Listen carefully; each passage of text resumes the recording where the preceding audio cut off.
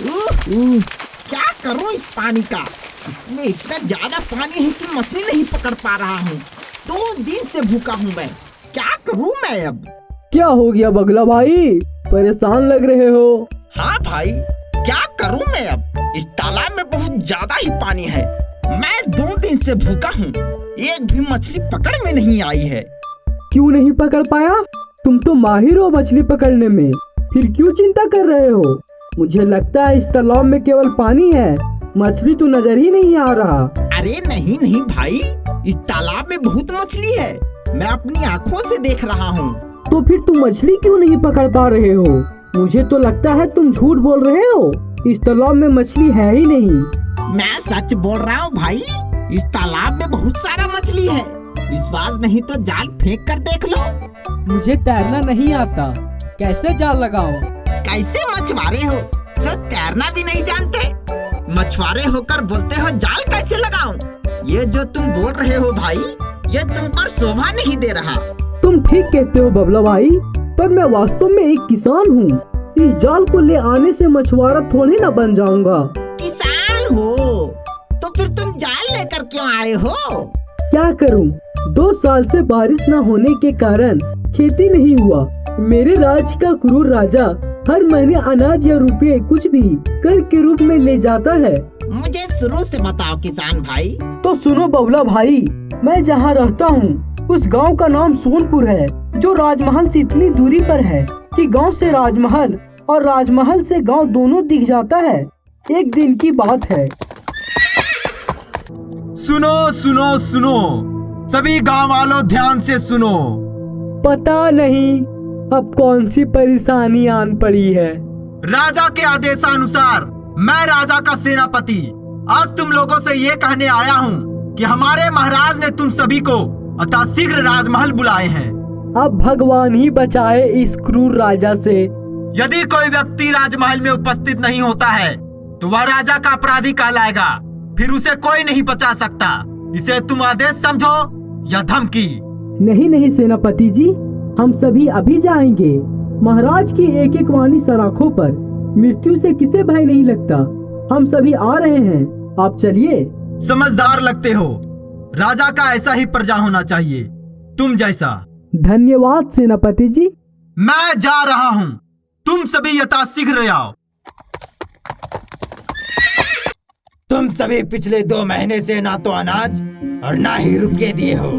क्या तुम लोगों को मृत्यु से भय नहीं लगता? क्षमा करें महाराज, इससे पहले हम सभी ने आपको बोलने का मौका नहीं दिया।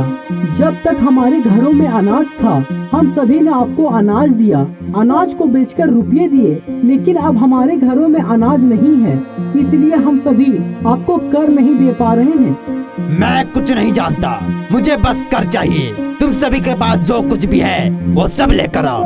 महाराज, घर में कुछ भी नहीं है आपको देने के लिए। अगर तुम सभी कुछ दे नहीं सकते तो तुम सभी को जीने का कोई अधिकार नहीं है। महाराज, इन सभी को मृत्यु दंड देने से पहले सोच लीजिए कि वास्तव में हमें कोई लाभ होगा।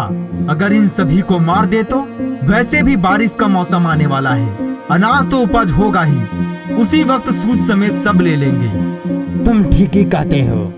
जाओ मेरे प्रजावासियों, मैं तुम सभी को एक मौका और देता हूँ। जाओ और खेती करो, मैं एक ही बार सूद समेत कर लूंगा, इसलिए आवश्यकता से अधिक उपज करना। जाओ।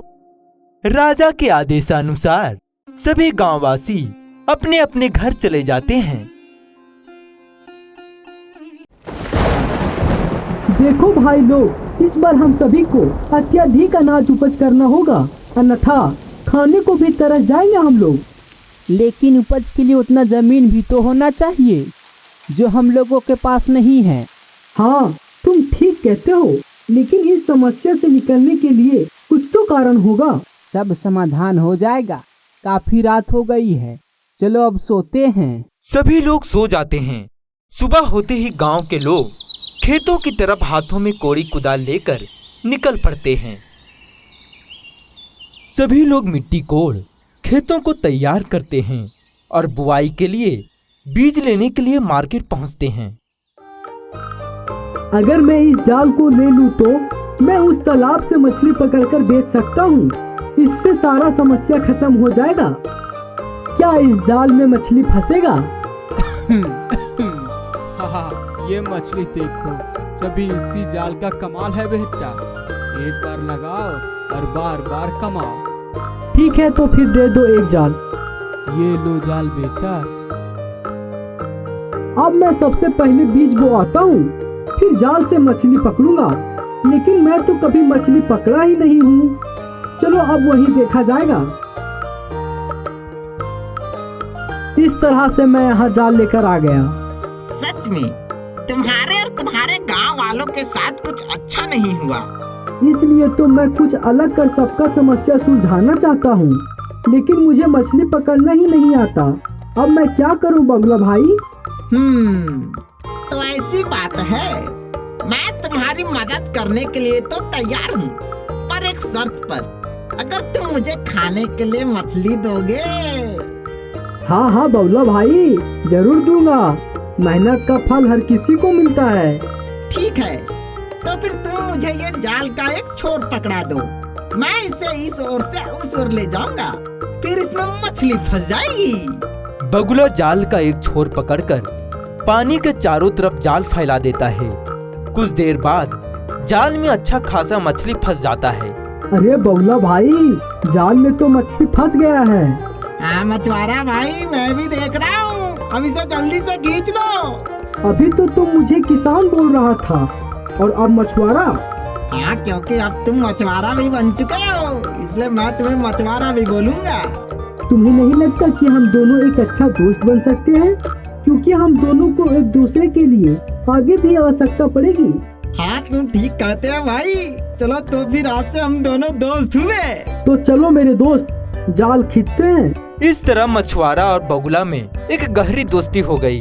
जाल से निकला मछली बगुला अपने लिए कुछ रख लेता है और सारा मछुआरा मछली को लेकर मार्केट में बेच अपने गांव वालों की समस्याओं का समाधान कर देता है। फिर गांव वाले राजा को आराम से कर देने लगे और इस तरह खुशी खुशी सभी लोग रहने लगे।